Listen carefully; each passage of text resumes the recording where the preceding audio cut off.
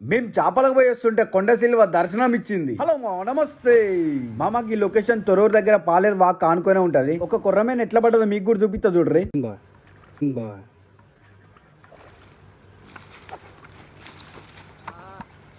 ఇదేంది రాదు చిన్న బాయ్.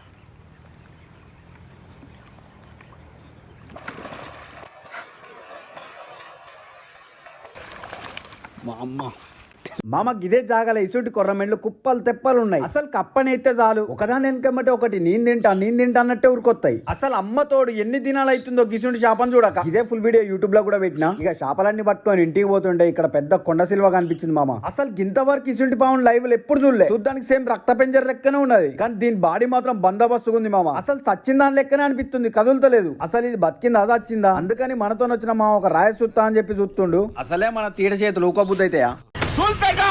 నాకు దూలు ఎక్కువ. వెసులుతో లేదు, డైరెక్ట్ దాని మీద పడ్డది. మా పాము మాత్రం భలే పెద్దగా ఉన్నది, పోతుంది చిన్నగా. కానీ చేపలు పడుతున్నప్పుడు మాత్రం సేఫ్టీ షూ ఇవన్నీ పక్కా ఉండాలి మామ. చచ్చిపోయింది అనుకున్నాం కానీ బతికే ఉన్నది. అసలు ఫస్ట్ చూడగానే గుండె జల్లు అన్నది. ఇక పాము అయితే వెళ్ళిపోయింది, మనం కూడా వెళ్ళిపోదాం. చెల్ల రైట్ మామ.